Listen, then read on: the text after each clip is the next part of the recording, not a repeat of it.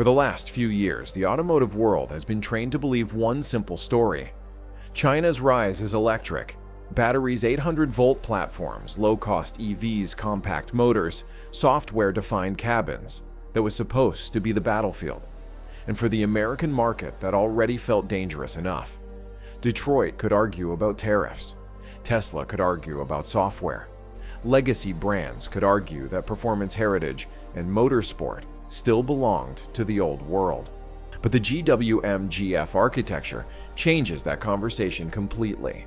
At the 2026 Beijing Auto Show, Great Wall Motors did not simply unveil another electric sedan or another luxury SUV chasing range numbers.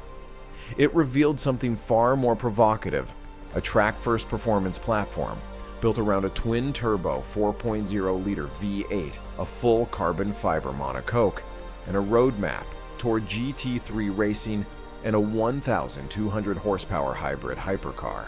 That matters because this is not China attacking the bottom of the market. This is China walking into the most protected temple of automotive prestige combustion, performance endurance racing carbon, chassis engineering, and hypercar mythology.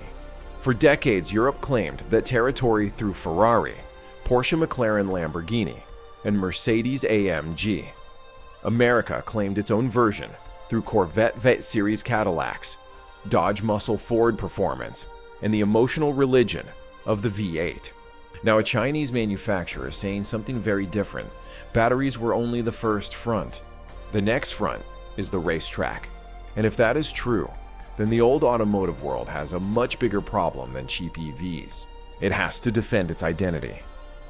The name GF stands for great faith, and whether that sounds dramatic or not, the engineering logic behind it is extremely serious. Most automakers treat racing as a marketing extension. They build a street car first, sell the image, collect the profit, and then ask engineers to make a heavier, more compromised production machine survive on a circuit. GWM is trying to reverse that order. The GF platform begins with the racetrack.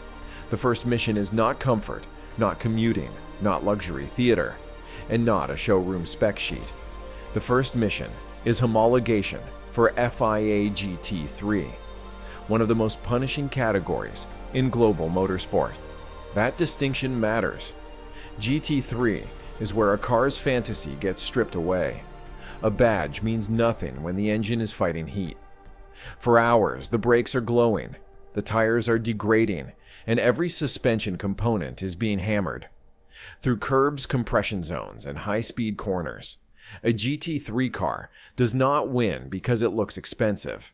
It wins because it can survive punishment at the edge of physics. That is why this move is so strategically important. If GWM can build a platform that survives endurance racing, then the street version is not starting from lifestyle branding. It is starting from a structure already designed for heat load, lateral force, and mechanical abuse. From this single foundation, GWM wants to create two machines with two different missions. The GT3 car will be restricted by regulations, balance of performance rules, and race durability requirements. But the street-legal hybrid hypercar will not be chained to that rulebook. It can take the same core architecture and release the engineers from the cage. This is not a concept car pretending to be a race car. It is a race program trying to become a road car. And that difference is exactly why Ferrari, Porsche, McLaren, and even America's own performance culture should pay attention. The most important part of the GF platform is not the carbon bodywork. It is not the show car drama. It is the engine sitting at the center of the entire project, a twin turbocharged 4.0-liter V8 developed by GWM as a serious track-focused combustion weapon. For decades, this was supposed to be protected territory. High-performance V8 engineering belonged to America's muscle culture, German endurance racing, Italian supercars, and British exotic brands. China was supposed to dominate batteries, motors, and screens, not the emotional, mechanical, violent world of high-output combustion. But GWM is now challenging that assumption directly. The Super V8 uses a 90-degree layout, the classic architecture, for serious performance engines, because it gives the block natural balance and allows the engine to operate at extreme speed without shaking itself apart. Then GWM adds twin turbochargers in a compact arrangement designed to reduce lag and keep boost delivery sharp when the driver demands immediate power. The real battlefield, however, is not only metal, it is control. At high RPM, a V8 is not simply one engine. It is 8 explosions trying to remain perfectly synchronized, while air fuel pressure, temperature, and ignition timing change thousands of times per second. One cylinder running slightly hotter, slightly leaner, or slightly out of rhythm can create knock. And knock is not a small inconvenience. At the limit, it can destroy pistons, bend rods, and turn an expensive race engine into scrap metal. This is why GWM's control software matters. The company is not simply bolting turbos onto a large engine and hoping the hardware survives. It is using track-grade electronic management that controls each cylinder individually in real time. Feed-forward algorithms allow the system to anticipate what the engine will need before the next combustion event arrives, adjusting fuel ignition and airflow with the kind of precision that separates a serious racing engine from a loud street machine. In GT3, Form the V8 will be held back by balance of performance rules, likely around the 600 horsepower range. But that number is misleading. FIA restrictions are not the engine's natural ceiling. They are a political speed limit. The forged internals, cooling architecture, and stress margins appear designed for far more than the race version is allowed to show. That is the warning. China is no longer only optimizing electric efficiency. It is learning the old language of pistons pressure, heat fuel turbochargers, and racing control software. And once a country masters both batteries and combustion, the old performance hierarchy becomes much harder to defend. Horsepower gets the headlines, but lubrication is where a real race engine proves whether it belongs on a circuit or only in a brochure. And this is where the GF platform starts to look less like a publicity stunt and more like a serious motorsport weapon. A normal wet sump engine stores oil in a pan at the bottom of the block. On the street, that is usually fine, but on a track during hard cornering, the oil does not politely stay where engineers want it. Lateral G-force throws it to one side of the pan. For a few seconds, the pump can suck air instead of oil. At maximum RPM, those few seconds are enough to starve bearings, overheat metal surfaces, and destroy the engine from the inside. GWM's answer is a full dry-sump lubrication system. Instead of relying on a large oil pan hanging below the engine, the system stores lubricant in a remote pressurized reservoir. One main pressure pump and 3 independent scavenge pumps keep oil circulating even when the car is being thrown through high-speed corners at around 1.5 lateral Gs. That solves the survival problem. But the bigger engineering prize is packaging. Removing the deep oil pan allows GWM to mount the V8 roughly 50 millimeters lower in the chassis. 2 inches may sound meaningless to a casual driver. In race car physics, it is enormous. A 400-pound engine sitting lower changes how the entire machine behaves. The center of gravity drops. The car rolls less. The tires load more predictably. The steering response becomes sharper because the mass is not fighting the driver from a higher position. With the engine mounted midship behind the driver, the polar moment of inertia is also reduced, meaning the car can rotate into corners with less resistance. This is the part of performance that never fits neatly into a social media clip. It is not just about making more power.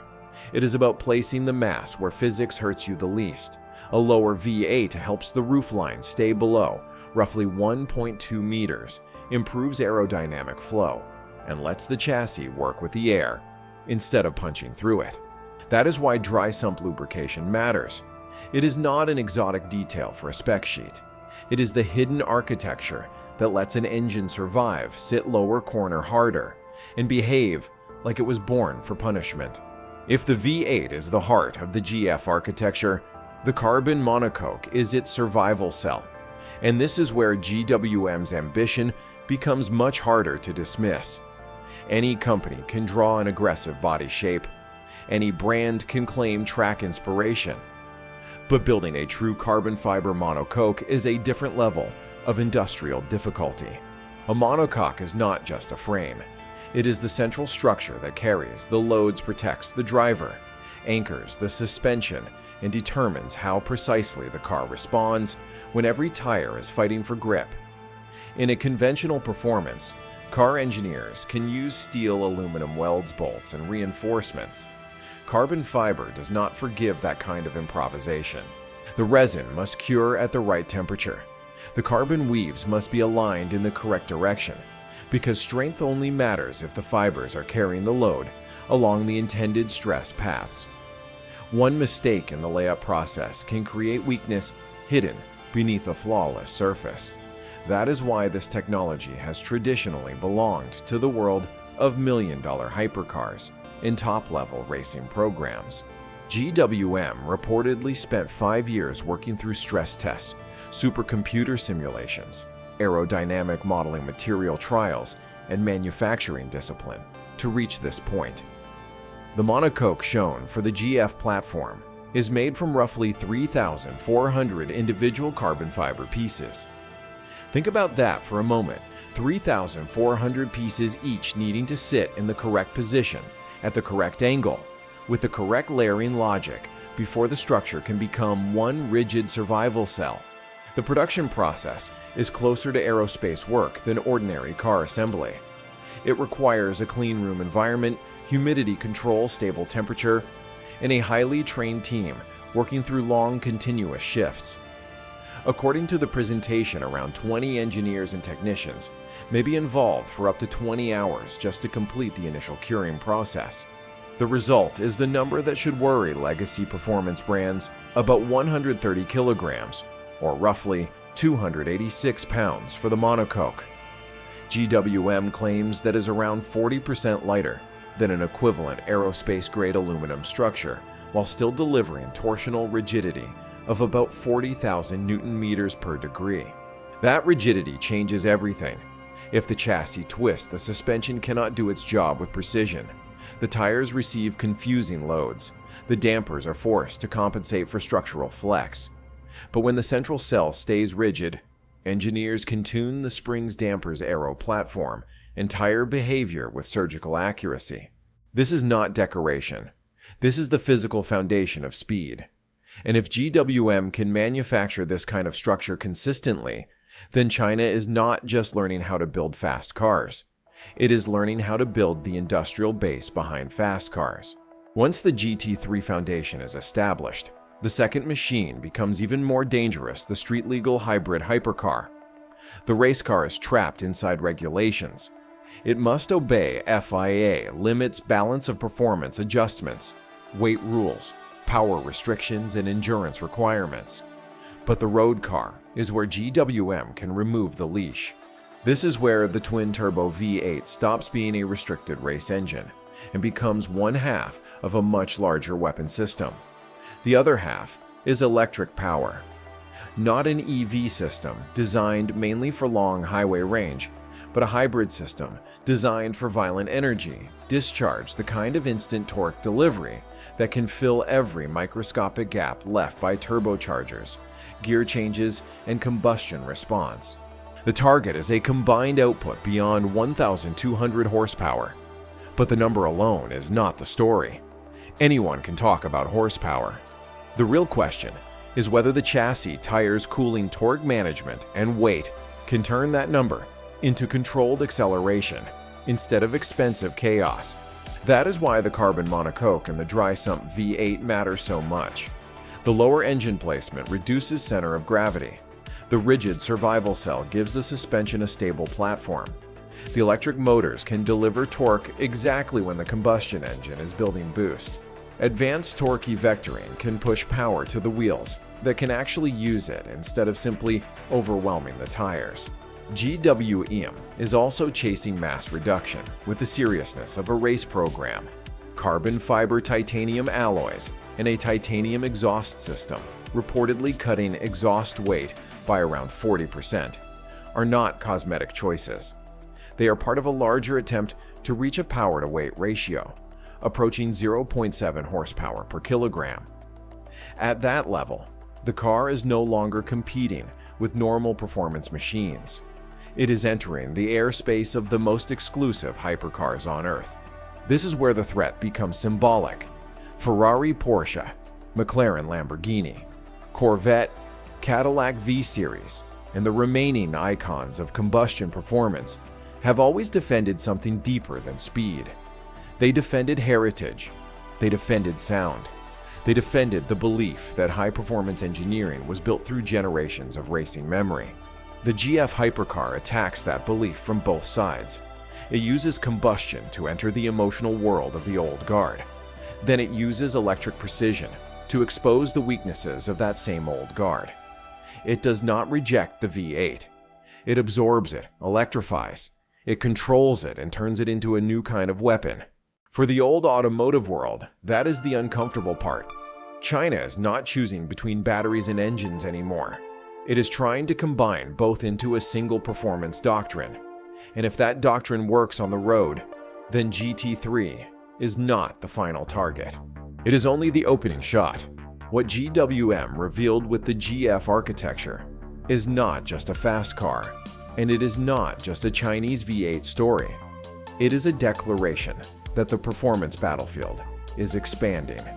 For years, the old automotive world comforted itself with one assumption: China could dominate battery supply chains and affordable EVs, but the emotional summit of the industry racing combustion, carbon chassis, engineering, and hypercar mythology still belongs somewhere else.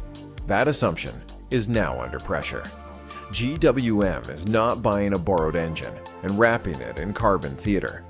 It is building a complete stack combustion, hardware racing lubrication, carbon fiber manufacturing, hybrid torque control, and a platform designed to move from GT3 endurance racing to a road-legal hypercar.